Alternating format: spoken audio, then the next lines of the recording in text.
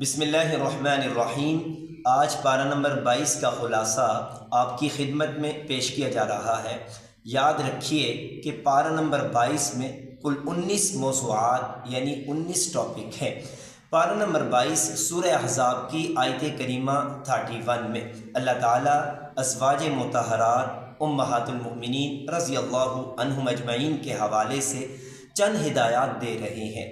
چونکہ ازواج مطہرات کا مقام و مرتبہ باقی عورتوں کی بنسبت بہت بلند ہے، جب مقام و مرتبہ باقی عورتوں کی بنسبت بلند ہے تو اللہ تعالیٰ نے یہ بات بتا دی کہ اگر ازواج مطہرات کوئی تقوی، پرہیزگاری، کوئی نیک کام کریں گی تو اللہ تعالیٰ اس کے بدلے میں ڈبل اجر و ثواب، ڈبل اس کا ثواب عطا کریں گے۔ لیکن اگر کسی گناہ کا مرتکب ہوں گی تو اس کی سزا بھی ڈبل ہے۔ پھر اس کے بعد آیت کریمہ 33 آیت کریمہ میں ازواج مطہرات رضی اللہ عنہم اجمعین کے لیے 6 ہدایات یہاں پر ذکر کی گئی ہیں۔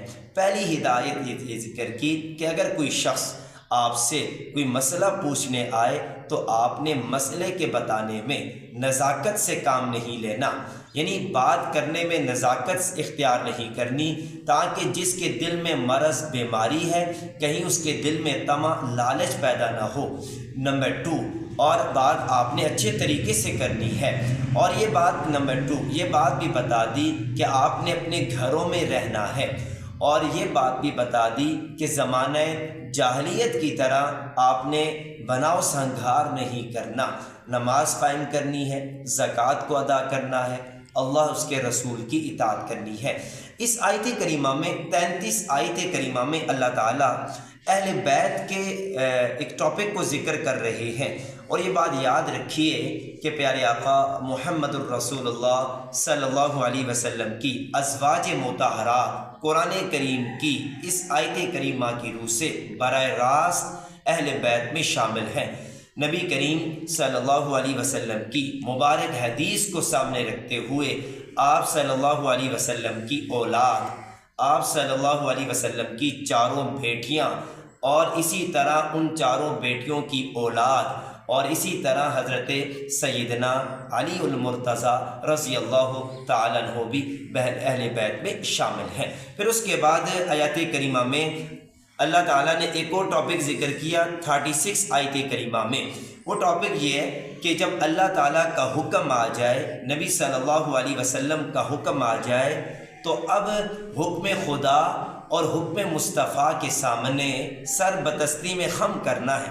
اصل میں یہ آیت کریمہ ایک واقعے کی طرف اشارہ ہے، جب پیارے آقا محمد الرسول اللہ صلی اللہ علیہ وسلم نے اپنے غلام زید بن حارثہ کا نکاح اپنی پھپھی کی بیٹی حضرت زینب بنت جحش رضی اللہ تعالیٰ عنہ سے ارادہ کیا کہ حضرت زید کا نکاح حضرت زینب رضی اللہ تعالیٰ عنہ سے ہو، تو آپ نے جب یہ نکاح کا پیغام بھجوایا تو حضرت زینب کے بھائی حضرت عبداللہ بن جحش رضی اللہ تعالیٰ عنہ کو ناگواری معلوم ہوئی کہ چونکہ وہ قریش ایک اچھے خاندان سے تعلق رکھتے ہیں، حضرت زید غلام کی حیثیت سے ہیں، تو آزاد اور غلام یہ باتیں ان کے ذہن میں کچھ ناگواری سی محسوس ہوئی، تو فوراً یہ آیات کریمہ نازل ہوئی کہ جب اللہ کا حکم، نبی صلی اللہ علیہ وسلم کا حکم آ جائے تو اب اس فیصلے کو ماننا ہے، کسی قسم کی ناگواری اب دل میں نہیں لانی ہے۔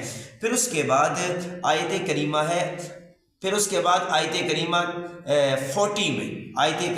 40 میں پیارے آقا محمد الرسول اللہ صلی اللہ علیہ وسلم کی عقیدہ ختم نبوت کے ٹاپک کو ذکر کیا کہ آپ صلی اللہ علیہ وسلم تمام نبیوں میں سب سے آخر میں آئے، اور آپ کے بعد اب کوئی نبی نہیں آئے گا، اللہ تعالیٰ نے نبوت کا دروازہ بند کر دیا ہے۔ پھر اس کے بعد آیت کریمہ میں آپ صلی اللہ علیہ وسلم کی 5 صفات ذکر کی۔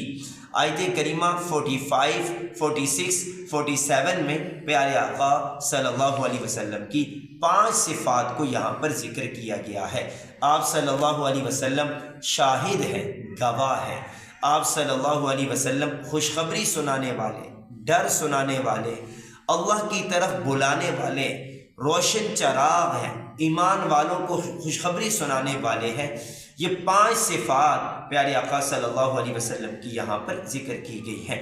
پھر اس کے بعد آیت کریمہ 49 میں پیارے آقا صلی اللہ علیہ وسلم کی چند خصوصیات کو ذکر کیا۔ ان میں سے ایک خصوصیت یہ ذکر کی کہ آپ صلی اللہ علیہ وسلم کے لیے 4 سے زائد عورتوں سے نکاح کی اجازت ہے، اور یہ خصوصیت بھی ذکر کی کہ جو باندی فائے کے طور پر، مال فائے کے طور پر آپ کے پاس آئے تو وہ آپ کے لیے حلال ہے۔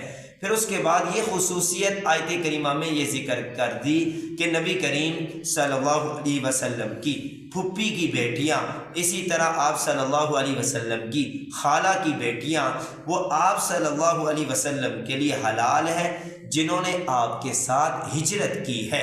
پھر اس کے بعد ان عورتوں کا ذکر کیا کہ وہ عورتیں جنہوں نے اپنے آپ کو نبی کریم صلی اللہ علیہ وسلم کی خدمت میں پیش کر دیا، اپنے آپ کو پیش کر دیا، وہ عورتیں بھی آپ صلی اللہ علیہ وسلم کے لیے حلال ہیں۔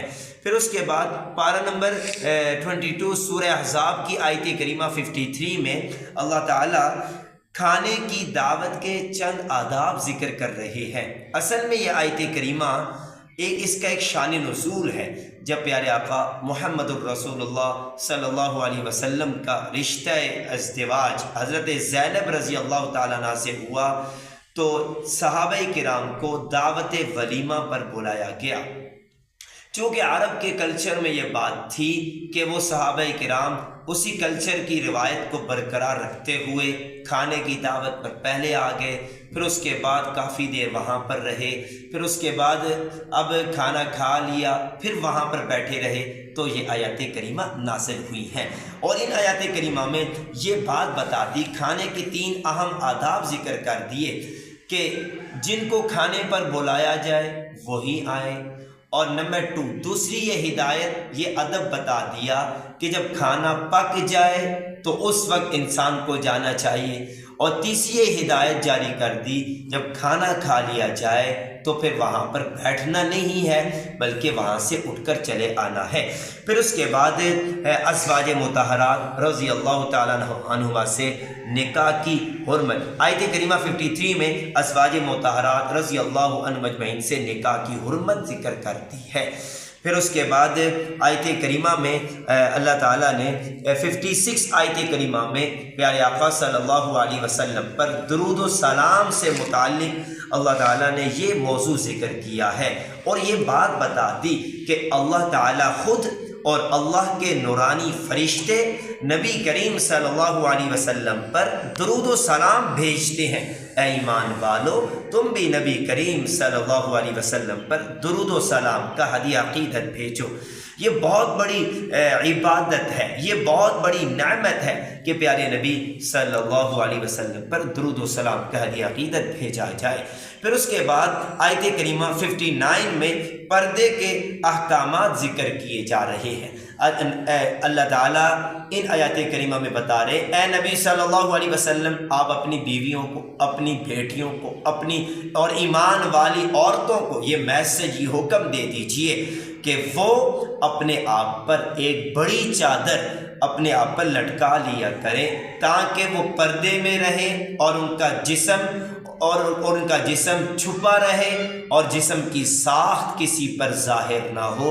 یہ ہر ایک مسلمان عورت کو اس میں بہت بڑا میسج ہے کہ اللہ تعالیٰ یہ بتانا چاہتے ہیں کہ عورت کو پردے میں رکھنا چاہتے ہیں۔ پھر اس کے بعد اللہ تعالیٰ نے سورہ احزاب کے آخر میں 72 آیت کریمہ میں انسان نے ایک امانت کو اٹھایا، اس امانت کا ذکر کیا۔ جب اللہ تعالیٰ نے امانت کو زمین و آسمان پہاڑوں پر پیش کیا، سب نے انکار کر دیا، تو اس وقت اللہ تعالیٰ نے انسان پر اس امانت کو، اس شریعت کو، ان احکامات کو جب پیش کیا تو انسان نے اس امانت کو اٹھا لیا ہے۔ سورہ فاطر ہے، سورہ فاطر پارہ نمبر 22 میں فاطر کا معنی ہے پیدا کرنے والے۔ سورہ فاطر کا دوسرا نام ہے ملائکہ۔ ملائکہ فرشتوں کو کہا جاتا ہے۔ اللہ تعالیٰ نے آیت کریمہ 1 میں فرشتوں کا ذکر کیا۔ فرشتوں سے مراد یہ فرشتے جن کو اللہ تعالیٰ نے بعض فرشتوں کو 2 پر عطا کیے، بعض فرشتوں کو 3 پر عطا کیے، اور اسی طرح بعض فرشتوں کو 4 پر عطا کیے۔ اور یہ اللہ تعالیٰ کی تخلیق کا ایک کرشمہ ہے، خدا بہتر جانتا ہے کہ اس نے اپنے فرشتوں کو کتنے زیادہ پر عطا کیے ہیں۔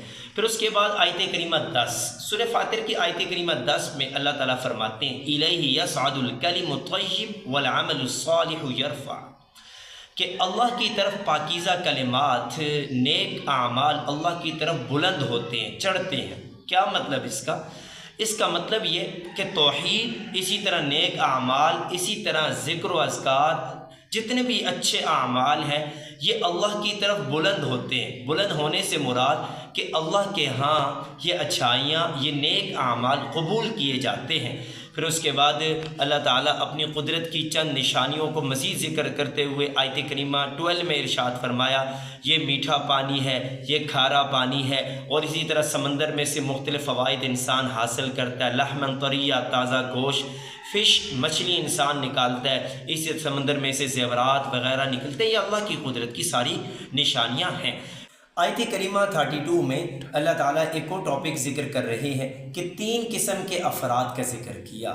حضرت ام المؤمنین عائشہ صدیقہ رضی اللہ تعالیٰ عنہ اور دیگر صحابہ کرام سے یہ تفسیر ثابت ہے کہ وہ 3 قسم کے افراد، ان میں سے پہلی قسم کے افراد ظالم کہلاتے ہیں، دوسری قسم کے افراد معتدل کہلاتے ہیں، تیسری قسم کے افراد سابقم بالخیرات کہلاتے ہیں۔ ظالم کنہیں کہتے ہیں کہ جو نیکیاں بھی کریں لیکن گناہوں سے نہ بچیں، یہ ظالم کہلاتے ہیں۔ اور معتدل کون سے کہلاتے ہیں؟ جو حلال کام کرتے ہیں اور حرام سے اپنے آپ کو بچاتے ہیں لیکن مکروہات وغیرہ سے نہیں بچتے۔ البتہ جو تیسری قسم ہے سابقم بالخیرات، سابقم بالخیرات وہ ہیں جو حلال کام کرتے ہیں اور حرام سے بچتے ہیں اور مستحبات اپناتے ہیں اور مکروہات سے اپنے آپ کو دور رکھتے ہیں۔ تو اللہ تعالیٰ نے ایسے تینوں لوگوں کے لیے بتا دیا، گویا کہ پہلی قسم کے وہ لوگ جو ظالم ہیں، اور دوسری قسم کے وہ لوگ جو معتدل ہیں، تیسری قسم کے وہ لوگ جو سابقم بالخیرات ہیں۔ سابقم بالخیرات والے لوگ جو نیکیوں میں خوب آگے بڑھ چڑھ کر حصہ لیتے ہیں، یہ لوگ اللہ کے فضل سے بغیر حساب و کتاب کے جنت میں چلے جائیں گے۔ البتہ وہ لوگ جو میانہ چال پر چلتے ہیں، معتدل ہیں، تو ایسے لوگوں کے بارے میں بتا دیا کہ وہ اللہ کی رحمت سے جنت میں چلے جائیں گے۔ البتہ جو ظالم لوگ ہیں ان کے بارے میں یہ بتا دیا کہ وہ ظالم اور اسی طرح اصحاب اعراف یہ اپنے گناہوں کی سزا بھگت کر اللہ جب چاہے گا انہیں اپنے رحمت سے جنت میں داخل کر دے گا۔ پارہ نمبر 22 کا خلاصہ آپ کی خدمت میں پیش کیا ہے۔ انشاءاللہ پارہ نمبر 23 کا خلاصہ سورہ یاسین جو پارہ نمبر 22 کے اینڈ سے شروع ہو رہی ہے، انشاءاللہ وہ بھی آپ کی خدمت میں پیش کی جائے گی۔ اللہ تعالیٰ ہمیں ان آیات کریمہ کو صحیح طرح سمجھ کر صحیح معنوں میں عمل پیرا ہونے کی توفیق عطا فرمائے۔ آمین۔ اللہ حافظ۔